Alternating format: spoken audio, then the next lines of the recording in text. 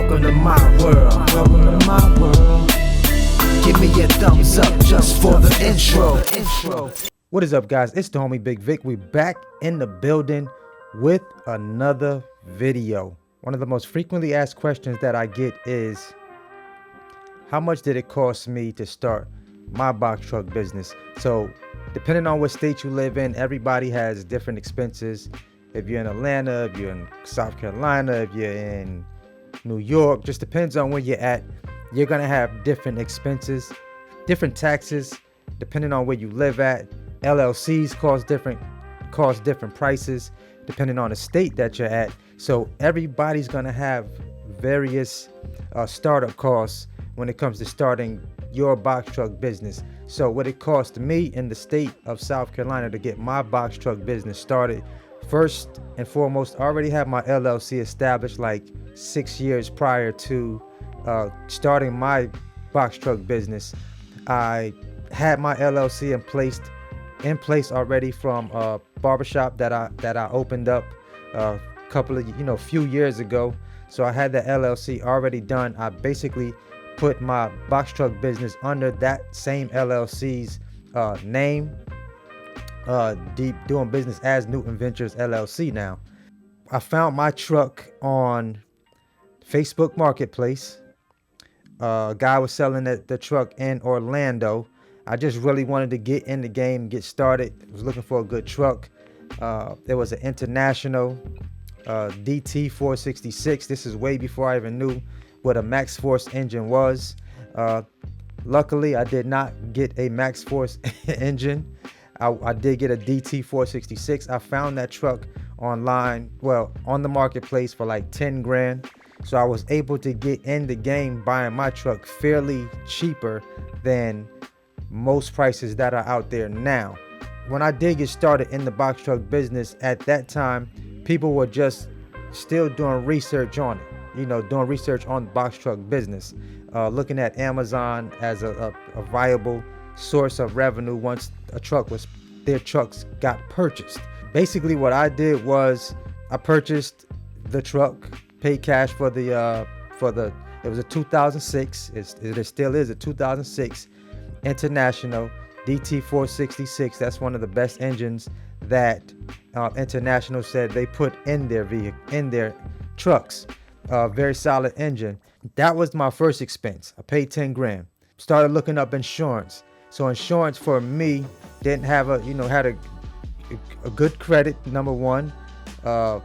As far as my driving record was good. Didn't have any issues in that department. My initial down payment was $1,800, and for the 2006, this was what Amazon's requirements. So I had got all Amazon's requirements. Had to put $1,800 down on that truck for the insurance. My insurance was running $908, something like that, $908 per month. So that was pretty much my initial cost, and the taxes on the 2006, I think I paid less than $100 for the taxes. That was a shocker for me in this state. That was a real big shocker for me. Plus the truck was right at like 500 something thousand miles on the truck. So that was another thing. I think I got in the game not spending as much for taxes because it was a 2006 model. That initially got me started in the business. My truck's height was 12 feet 1 inches, 26-foot box truck. Also, it had a lift gate already installed on this particular truck. So fairly good truck. Like, the truck ran great when I got started in the business. It got me through my first couple of months, almost my first few months in the business, running exclusively with Amazon. Like, my first truck was all Amazon. So I basically took that 10,000 and doubled my money within the first couple of months running just Amazon freight. That's when I was booking out loads a week in advance. So that really got me excited. Got me so excited I went and bought another one. But this time I purchased that truck under my business name and used my personal credit as a authorized guarantor, basically a guarantor that if my company doesn't pay for it, then I'm obligated to make that payment on the truck. So we got the second truck in our business name. That truck was $37,000.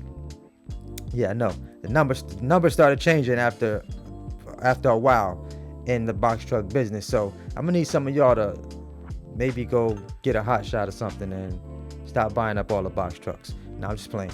No, but for real. So the numbers have shot up. Like, the demand for box trucks has gone up so significantly. These trucks are around 50 grand now, 45, 50 grand. Now, these are trucks with a couple 100,000 miles already on it. Like, the demand is crazy right now for box trucks.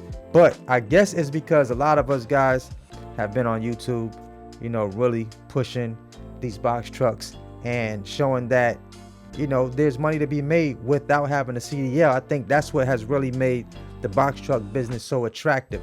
That's what made it attractive for me, because I did not have to have a CDL to get started. And for myself, you know, I didn't really want to go to school again to go get a CDL and drive 18-wheelers, and that just wasn't my thing. You know what I'm saying? Like, some of you guys have CDLs and you don't even want to drive 18-wheeler no more. You know, you rather be in the box truck, you know, something a little more low key, but still able to make your money. You know, matter of fact, I was on the road just recently. This is quick story. I was on the road just recently and I ran into one box truck driver. He was driving for a company, and I ran into an 18 CDL driver. He was driving for a company. You know, I think he was getting paid like something like 28% of whatever the load was, and I think the box truck driver was getting something like 25% of whatever the load was paying. So, you know, I'm there in my box truck and I'm pretty much making more money than both of them, because I'm an owner operator, you know, driving my own truck. So as a box truck owner, things like that was attractive to me, to make me get involved in the business, that I didn't have to have a CDL, non-CDL. As long as I stayed under a certain amount of weight, you know, I was good to go and followed all the DOT regulations and stayed in compliance. I was good. I saw the potential, the earning potential that was able to be made, which made me purchase my second truck, because I seen how well I was doing with the first truck. Just makes sense to go get another truck if I'm in the financial position to do that. First truck pretty much put me in the game. My overhead wasn't super high. Looking at $10,000, looking at taxes, you're looking at $1,800 down. So what's that? 11,800. I'm gonna just say 13 grand. That got me started in the game, because I already had the LLC set up, so I didn't have to pay that money.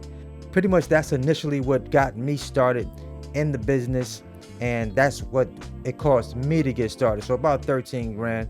I took 13 grand and we grossed almost 30 in a few months with Amazon Relay. So I don't think that was too bad, you know, to get started at that cost. So, you know, I'm a numbers guy, you know, and when I see opportunity, I seize it, you know. And I think when I got started, you know, I was talking to a few people, but I'm not really a talker. I'm an action taker. So it probably was a lot of people at the time that was doing a lot of lip service, but wasn't doing any hip service, which means they wasn't taking action. They wasn't moving. And I'm a mover. I'm a mover and a shaker. I'm one of those type guys. So if I see an opportunity, I'm going to seize it. I'm going to take advantage of it, and I'm going to run full speed ahead. So after my first couple of months, and I seen the potential, I think my first couple of months, I seen the potential. I had to retire and hang up my barber clippers. I said, yes, it's time to do this full time, because there's no way that I could sit back and look at $500 loads passing over my head while I'm chopping somebody else's head up. It just didn't make sense to me anymore. So I had to go ahead and politely bow out of the barber industry and go full time with these box trucks, which has also freed me up to do a lot of other things, that I love doing, like traveling, still working on, on music production. Shout out to my producer community. I promise you, I got y'all coming. I know y'all keep hearing me say that, but I promise you, I got some videos coming for you guys. I have not forgot about y'all. It's just that I'm trying to feed this box truck community right now because it's hot right now. Box trucks are hot. That's why there are not a lot of them around, and the demand is so freaking high, and they've jacked up these prices. And that's pretty much what it cost me to get started in the game, y'all. So if you got started, drop down pretty much what your expenses was down below in the comments, if you don't mind sharing that with other people that are interested in getting their box truck business up and running. Like I said, I'm gonna need some of y'all to stop buying these box trucks. Nah, I'm just kidding. Go ahead and get your truck, y'all, and get in the game. It's money to be made out here. There's enough money to go around for everybody. This is a $750 billion a year industry. Yes, I've done my research. The transportation freight business is huge. But like I said before, y'all, we got to tap into these shippers and jump over that middleman, which is the broker. All right. It's your homie Bigg Vic. If you enjoyed this video, make sure you smash that thumbs up button.